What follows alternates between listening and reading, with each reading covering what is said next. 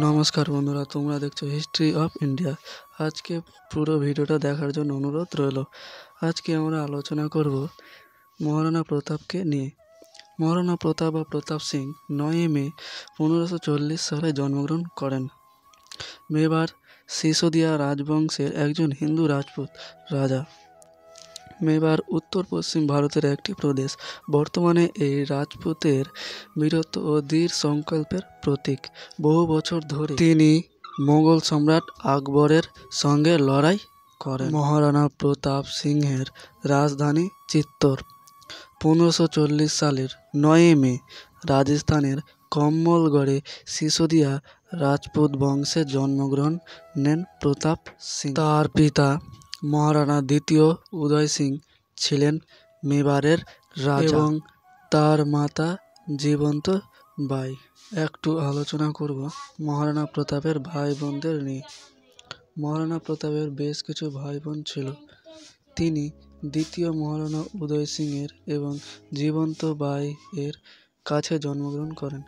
প্রতাপের 11টি ভাই ও 2টি বোন ছিল। মহারানা প্রতাপের মোট 11টি স্ত্রী, 5টি কন্যা এবং 17টি পুত্র ছিল, কিন্তু তার প্রিয় স্ত্রী ছিল তার প্রথম স্ত্রী, যার নাম ছিল মহারানী আওয়াজদি পানওয়ার। তিনি 1557 সালে তার সাথে গাঁটছড়া বাঁধেন। মহারানা প্রতাপের অনুগত ঘোড়ার নাম ছিল চেতক এবং এটা বিশ্বাস করা যায় যে তিনি হলদিঘাটে যুদ্ধের সময় মহারানা প্রতাপকে বাঁচাতে নিজের জীবন উৎসর্গ করেছিলেন। চেতক স্মারক, যাকে চেতক সমাধিও বলা হয়, এটি ভারতের রাজস্থান রাজ্যের মহারানা প্রতাপের খ্যাতিমান স্মৃতি চেতকের একটি সমাধি। হলদিঘাটের যুদ্ধে থেকে প্রতাপকে অলৌকিকভাবে পালাতে সাহায্য করার পর ঘোড়াটি যুদ্ধের আঘাতে মারা যায়। চেতক মারা যাওয়ার জায়গায় স্মৃতিসৌধটি তৈরি করা হয়েছে বলে জানা গেছে। মেবারের সেনাপতি ঝালামান সিং এর অনুরোধে মহারানা প্রতাপ যুদ্ধক্ষেত্র থেকে বেরিয়ে যান। এর ফলে মোগলরা তাকে বন্দী করতে অসমর্থ হয়। শ্বেত ছত্র ঝালামান সিংহের মাথা স্থানান্তরিত হওয়ায় মোগলরা তাকে মহারানা প্রতাপ ভেবে হত্যা করে।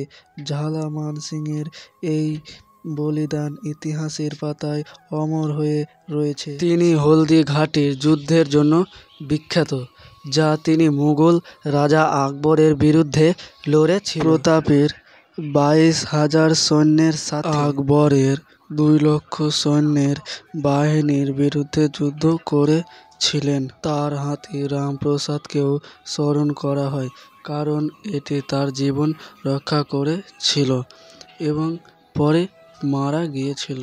মহারানা যুদ্ধের সময় ওজন হতো প্রায় 360 কেজি। তিনি মোগলদের সাথে 6টি যুদ্ধ করেছিলেন বলে ধারণা করা হয়। মহান যোদ্ধা মহারানা দাঁড়িয়ে ছিলেন 7 ফুট 5 ইঞ্চি এবং ওজন প্রায় 110 কিলোগ্রাম। তার বর্শার ওজন ছিল 81 কিলোগ্রাম।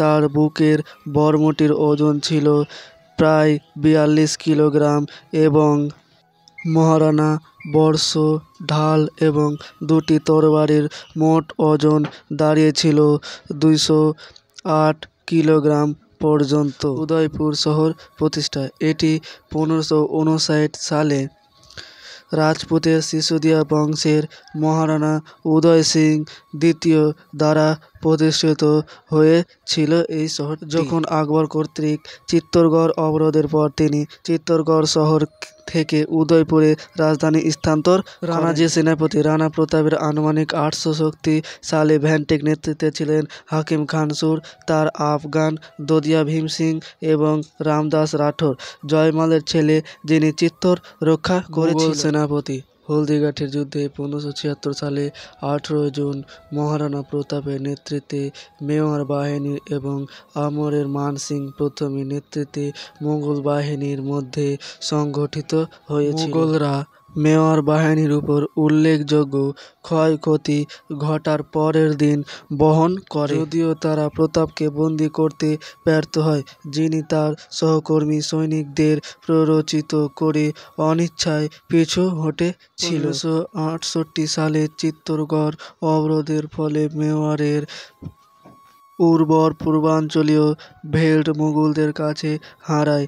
যাইহোক, বাকি জঙ্গল ও পাহাড়ি রাজ্য এখনও সিসোদিয়া রাজপুতদের হাতেই ছিল। আকবর মেওয়ার হয়ে গুজরাটের একটি স্থিতিশীল পথ সুরক্ষিত করার জন্য অভিপ্রায় করেছিলেন। 1572 সালে প্রতাপকে রাজা হিসেবে মুকুট দেওয়া হলে আকবর রানাকে এই অঞ্চলের অন্যান্য রাজপুত নেতাদের মতো একজন দাসত্বের জন্য অনুরোধ করে বেশ কিছু দূত পাঠান। প্রতাপ একটাও চুক্তিতে প্রবেশ করতে অস্বীকার করেন, যার ফলে যুদ্ধ শুরু হয়।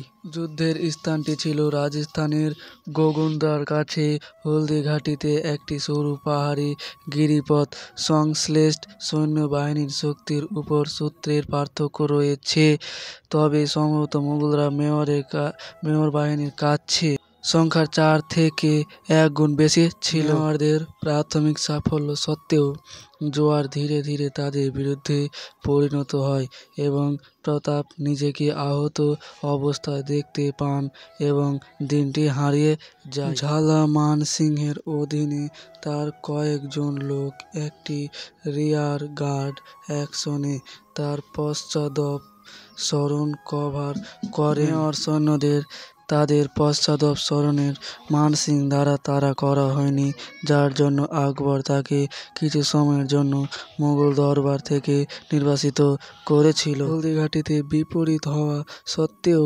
প্রতাপ গেরিলা যুদ্ধের মাধ্যমে মুঘলদের বিরুদ্ধে তার প্রতিরোধ অব্যাহত রেখেছিলেন এবং তার মৃত্যুর সময় তার পূর্বপুরুষদের রাজ্য বেশিরভাগ অংশ ফিরে পেয়েছিল।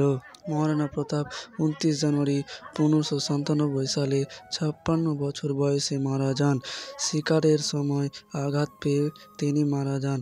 মহারানা প্রতাপের মৃত্যুর সাম্রাজ্যবাদী মুঘলদের বিরুদ্ধে রাজপুতানা সংগ্রামে এক বিশাল শূন্যতা তৈরি করেছিল। অমর সিং মহারানা প্রতাপের পুত্র তার উত্তরসূরি হিসেবে নির্বাচন হন এবং তিনি 1557 সালে মেওয়ারের শাসক হন। বলা হয় যে মহারানা প্রতাপের মৃত্যুর সংবাদ শুনে মুঘল সম্রাটও মাথা নত করেছিল, কারণ সে মহারানাকে যুদ্ধে হারাতে পারেননি। ভারতের এই মহান পুত্র ছিলেন দেশের প্রতি সমর্পণ। তিনিও পারতেন অন্য রাজাদের মতো ভোগ বিলাসে মেতে উঠতে, কিন্তু সে নিজের দেশকে স্বাধীন করার জন্য পুরো জীবন লাগিয়ে দিয়েছিল। হ্যাঁ, এই মহান বীরপুত্রকে আমার শতকোটি প্রণাম ও হিস্ট্রি অফ ইন্ডিয়া দিক থেকেও প্রণাম। ধন্যবাদ পুরো ভিডিওটি দেখার জন্য।